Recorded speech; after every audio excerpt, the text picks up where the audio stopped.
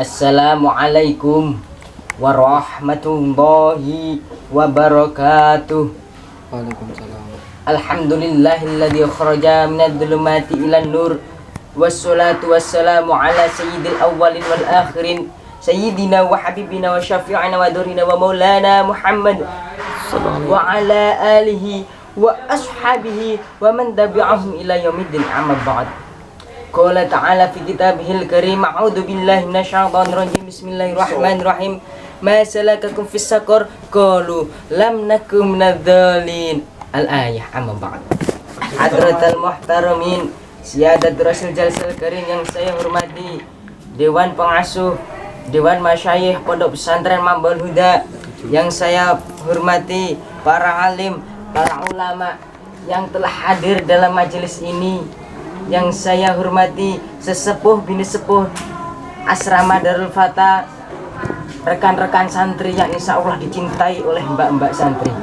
Amin. Amin. Ya kan, para alim ulama yang memang benar-benar alim, ulama beneran, yang saya hormati para kiai sepuh yang bukan sepuh-sepuhan, dan yang saya segani tokoh masyarakat, sesepuh lingkungan yang selalu peduli dengan kesosialannya, mengamankan masyarakat dan menenteramkan lingkungan.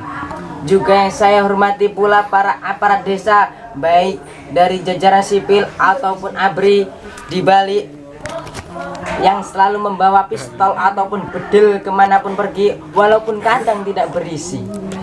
Bapak-bapak, ibu, saudara, saudari, remaja-remaji, pemuda-pemudi yang manis, cantik, dan menarik hati. Alhamdulillahirabbil alamin, pada hari ini kita semua bisa sepakat berjumpa bersama dalam keadaan sehat walafiat, tanpa ada cacat. Mudah-mudahan perjumpaan kita yang singkat ini bisa terkandung nikmat manfaat baik di dunia maupun di akhirat. Amin. Amin.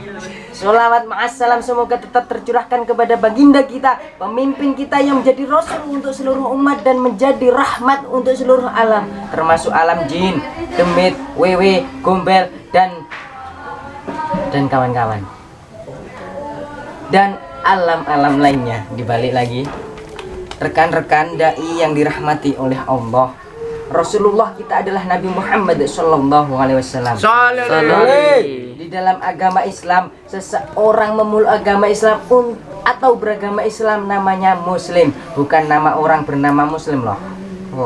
Ada nama penjual kue putu namanya muslim.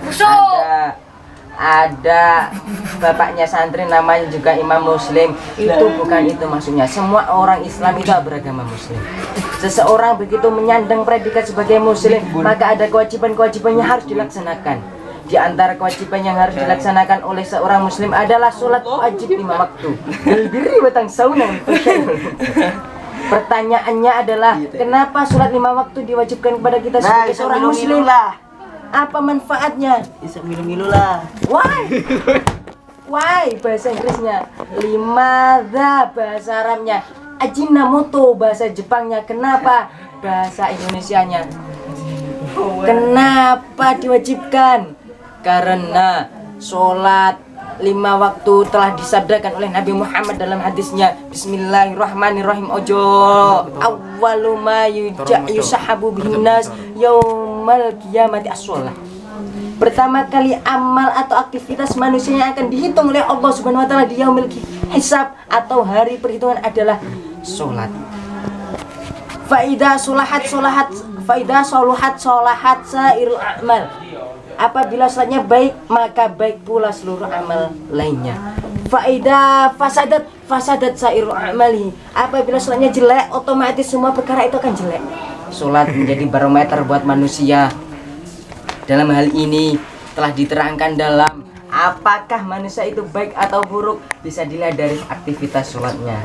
Hadirin rahimakumullah, karena sholat yang menjadi barometer manusia menurut Allah Subhanahu wa taala, maka biarpun rupamu jelek, kulitmu hitam, hidungnya pesek, mulutnya rongos, posturnya pendek, kalau sholatnya baik, maka yang jelek dan pendek itu lebih baik menurut Allah daripada rupanya gagah tapi sholatnya gegabah. Allah Subhanahu wa taala memandang amal manusia bukan dari segi postur, tapi dari sholat yang teratur. Tapi lebih baik lagi adalah sudah orangnya gagah perkasa, cantik jelita, tapi sholatnya selalu tertata. Wanita cantik jelita seperti itulah dambaan saya. Terus apa manfaatnya kita menjalankan sholat 5 waktu? Allah berfirman dalam Qur'annya, wa aqimus sholah, inna sholah tanha 'anil fahsya'i wal munkar. Dirikanlah sholat, sesungguhnya sholat itu mencegah perbuatan keji dan mungkar.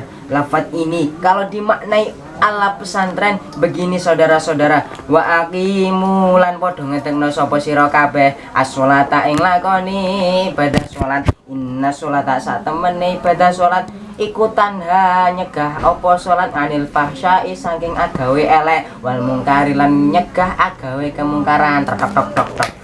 Sholat adalah ritual persembahan manusia kepada Sang Kholik yang merupakan suatu kewajiban. Oleh karena itu, sholat menjadi landasan agama yang kedua setelah syahadat. Karena sholat adalah tiangnya agama. As-sholatu imaduddin. Sholat adalah tiangnya agama.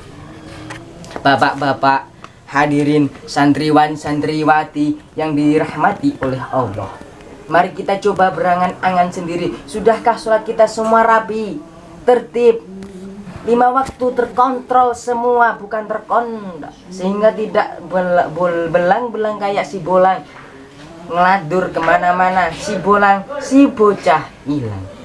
Dalam kitab suci Al-Quran ada panggilan cerita tentang penduduk neraka Sakor. Ceritanya, setelah melalui pengadilan, penghitungan amal, dan proses-proses lain di hari kiamat, malaikat jalan-jalan di neraka dan bertemu dengan penghuni neraka Sakor. Bertanyalah malaikat pada penduduk neraka Sakor, masalakakum fis Sakor? Apa yang menyebabkan kamu semua masuk ke neraka Sakor? Mereka menjawab, qalu lam nakum minal musallin. Kami semua ini bukan orang-orang Islam. Kami semua ini bukan orang-orang yang melakukan sholat. Bertanya malaikat selanjutnya, loh, kenapa kamu tidak melaksanakan sholat?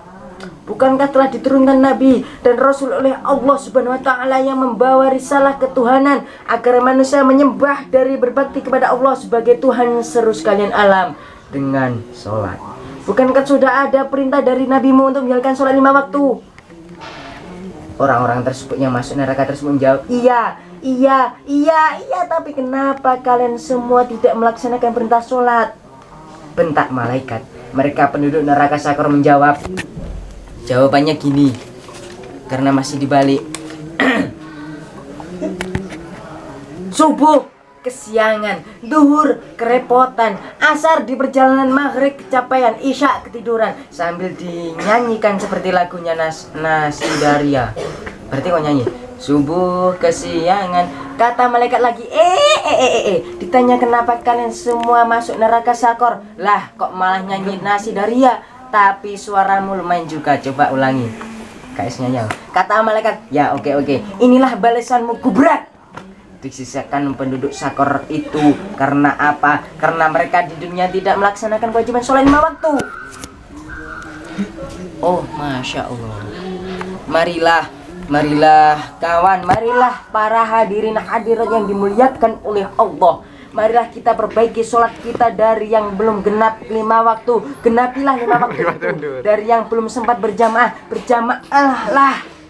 Atau paling tidak berjamaah lah bersama istri. Habis berjamaah-jamaahan dengan istri, karena itu juga ibadah. Yang penting jangan diperkosa. Karena diperkosa itu sakit.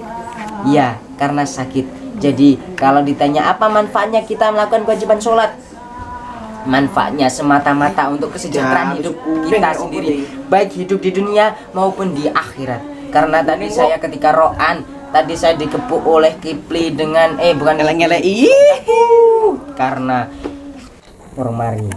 Kalau di dunianya sholat bisa berguna untuk kehidupan kita dalam tanha 'anil fahsya'i wal munkar, dan akhiratnya bisa menjadi penyebab kita selamat dalam melewati shiratal mustaqim, sehingga kita tidak sampai ngelendor masuk neraka. Kita sujud seperti garda terdepan. Mudah-mudahan semakin hari semakin baik sholat kita, dan mudah-mudahan sholat kita menjadi perantaraan kita masuk surga dan dicintai oleh Allah Subhanahu wa Ta'ala. Dari bila diri berlumur dosa, larilah ke jalan ilahi. Bila masih ingin dengarkan pengajian saya, insya Allah kapan waktu berjumpa lagi dan undang saya di nomor di bawah ini. Wassalamualaikum warahmatullahi wabarakatuh.